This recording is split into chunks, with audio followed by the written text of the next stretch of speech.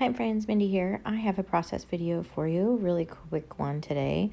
I am working in the Verses for the Human Condition card set from Bythewell4God, and I'm going to be working in this one that's about patience, and it's Psalm 37:7, and it starts out to be still before the Lord and wait patiently for him. And the reason I'm choosing to do this one today is be still is kind of my word for the year. So anytime it pops up, I kind of want to make sure and just journal it. So what I'm doing here is just pulling out some different washi tapes, and I have some of the the digital elements that you get when you buy the kit. This was last month's kit from Bythewell4God. And I just printed that out, and that's what's in that top left-hand corner there. And I just cut it out. It's the great thing about getting the digital files, is you can print them over and over as many times as you want. So I am just adding some of this teal paper down here at the bottom, and I want it to go all the way to the side. So I'm just gonna take it off to my cinch machine and punch a little hole in there. And then I'm just cutting a little slit, and then I can just kind of flip that right into my little book, and it will go all the way around the rings this way. So it will go from edge to edge this way.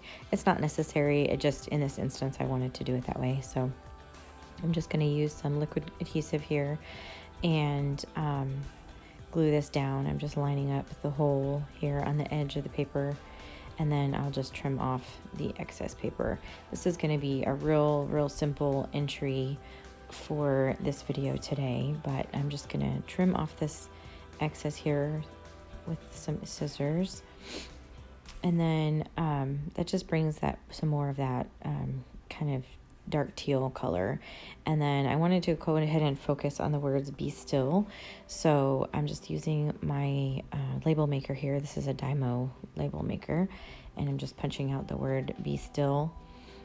And then I will use that here on my page. But I'm kind of feeling like I want something down here in this bottom right-hand corner.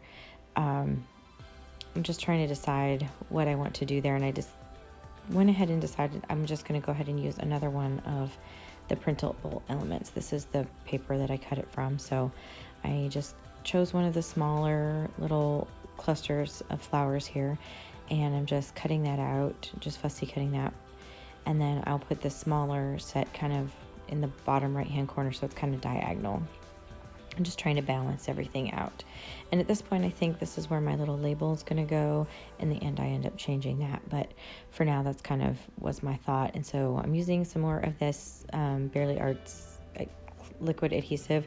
The reason I like doing it for things like this is because if I'm not exactly sure where I want the placement to be, it gives me just a little bit of wiggle room to try to get it into exactly the position I want. I was trying to kind of layer it in between the rings so that it almost looks like it goes all the way to the edge of the page, even though it doesn't. And then here I'm trying to decide where I want to put this piece. And I thought about just leaving it hang over the edge, but it was just a little bit too big. You can see I have a piece here that's up over the edge, but I just felt like this one was going to be just a little bit too much, and the pieces were a little too fragile, so I will go ahead and trim that off. So again, I'm using that Barely Arts glue, and for the same reasons, I can just kind of wiggle it into the exact place that I want it, just pressing down. And this is really great glue. It dries really quick. It's really strong. In terms of liquid adhesives, it's probably one of my favorites.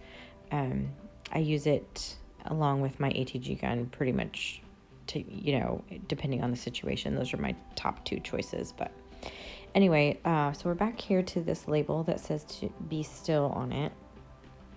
And I'm trying to decide where I want to put this. And I feel like it's just missing something. So I have this scrap piece of paper. This is actually like a mulberry. It's a handcrafted paper.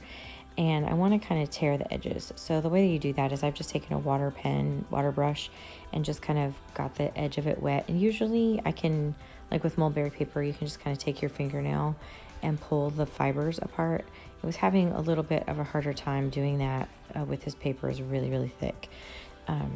This is some handmade paper that I got at an art supply store here in town, and so I decided to do it another way. So when you're having trouble like that, you can just take, like, this is a really sharp, you could do an X-Acto knife or whatever. This is just a craft pick, And I just wet the edge here. I'm going to give it, kind of soak it pretty good. And then you just kind of start from the middle and go to the out, and it just breaks up those fibers, and it'll just give the edge of the paper kind of a fuzzy edge, like if you were to have torn it. But the paper is kind of thick, so it just gives it, it looks like a torn edge and kind of gives those fibers, it just kind of leaves them kind of fluffy. I don't know exactly how to describe it, but you can see I'm just kind of pulling off there, and it just kind of frays the edges a little bit. So I'm just going to go around all the sides of this little scrap of paper that I have here, and just getting all of the edges so that they have some fraying to them. And getting it wet is not going to harm the paper or anything. I did it from the back side of this paper just because the front side had some other paint and stuff on it, and I just wanted to make sure it would be okay. But you would do this the same with mulberry paper too. It's just another way to kind of tear it and get a real organic edge on it. So I think I'm going to use that for the background for my little label here that says "Be Still," and I'm pulling back the backer on this so that I can trim it down just a little bit so that it will fit on this little piece of mulberry paper a little bit better. So I just adhered those two together, and I'm just going to burnish that down really good. And then I'm going to use for this actually my ATG gun. The ATG from Scotch is really strong adhesive, and so I just feel like it's going to hold it on there really well. So I'm going to stick that up here in this top left-hand corner, and that is going to be it for me. It's a real simple entry today, but I just thought I would share that with you. If you like this video, I would appreciate it if you gave it a thumbs up. That really helps my channel. And until next time, bye-bye.